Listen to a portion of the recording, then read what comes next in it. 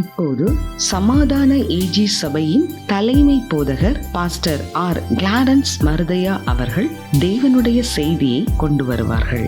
கர்த்தருடைய நாமம் மையப்படுவதாக. இந்த நிகழ்ச்சி மூலமாக உங்களை சந்திப்பதில் மகிழ்ச்சி அடைகிறேன்.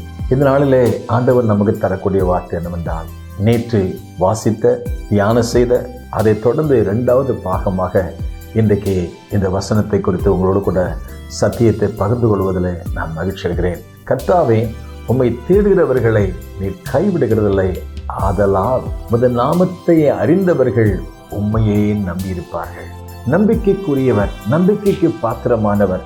இஸ்ரவேல் ஜனங்களுடைய வாழ்க்கையில அந்த இஸ்ரவேல் ஜனங்களை குறித்து கர்த்தர் கொடுக்கிற புகார் என்னவென்றால், ஓசியா தீர்க்கதரிசன புஸ்தகம் 4ஆம் அதிகாரம் 6ஆம் வசனம் வாசித்து பார்க்கும் பொழுது, என் ஜனங்கள் அறிவில்லாமையினால் சங்காரம் ஆகிறார்கள். அழகாக இங்கே வர்ணிக்கப்பட்டிருக்கிறது.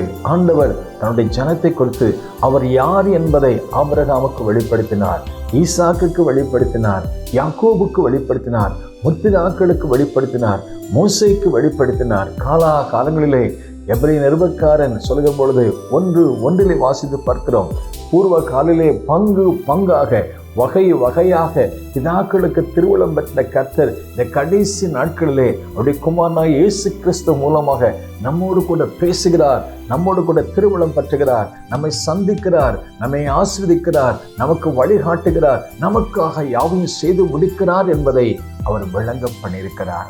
ஆனால் தேவனுடைய ஜனங்கள் அவருடைய அன்பையும் அவருடைய இரக்கத்தையும் அவருடைய வழிநடத்தலையும் அனுபவித்த ஜனங்கள் 40 ஆண்டுகள் வனாந்திரத்திலே அவர் யார் என்பதை கண்டுகொண்டார்கள். பகலிலே மேகஸ்தம்பம், இரவிலே அக்னி ஸ்தம்பம், வனாந்திரத்திலே ஒவ்வொரு நாளும் மன்னாவை புசித்தவர்கள், தேவனை அறிந்தவர்கள்.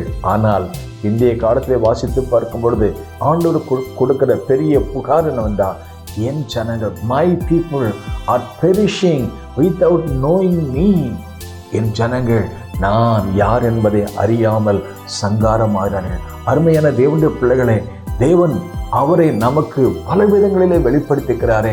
அவருடைய அன்பை வெளிப்படுத்திக்கிறார், அவருடைய ரட்சிப்பை நமக்கு தந்திருக்கிறார், அபிஷேகத்தை நமக்கு தந்திருக்கிறார். ஒவ்வொரு நாளும் அவர் நம்மோடு கூட இருக்கிற பிரசன்னத்தை நமக்கு தந்திருக்கிறார். அதை அநேகர் அறியவில்லை, உணரவில்லை. ஆகவே கர்த்தரே தேவன் என்று அறிந்து கொள்ளுங்கள், நாம் அல்ல, அவரே நம்மை உண்டாக்கினார். சங்கீதம் 100 வாசித்து பார்க்கிறோம்.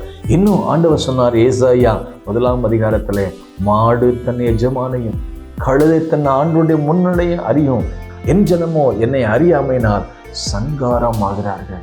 அருமையான தேவனுடைய பிள்ளைகளை, இன்றைக்கு நாம் தேவனை அறிந்த ஜனங்கள் அவரை பின்பற்ற வேண்டும் என்று விரும்புகிறார், அவருக்கு அர்ப்பணிக்க வேண்டும் என்று விரும்புகிறார், அவரோடு கூட உறவு கொள்ள வேண்டும் என்று விரும்புகிறார். He wants to have intimacy with God. இந்த நிகழ்ச்சியை கவனிக்கிற அருமையான தேவனுடைய பிள்ளைகளை, எல்லா சிருஷ்டிப்புகளையும் சிருஷ்டித்த ஆண்டவர் வெளிச்சம் உண்டாக்க சொன்னார். சூரிய சந்திர நட்சத்திரங்களை எல்லாம் உண்டு பண்ணினார். மனிதனை உண்டு பண்ணின நோக்கம் அவனோடு ஈர்ப்பதற்காக. மனிதனை எப்படி உண்டு பண்ணினார்?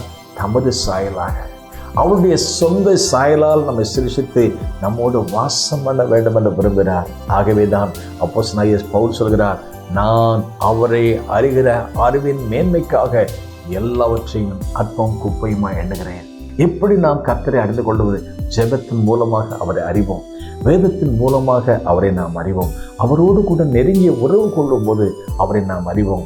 ஆகவே இந்த நாட்களில் அவரை அறிகிற அறிவை கர்த்தர் நமக்கு தருவாராக. May God bless you.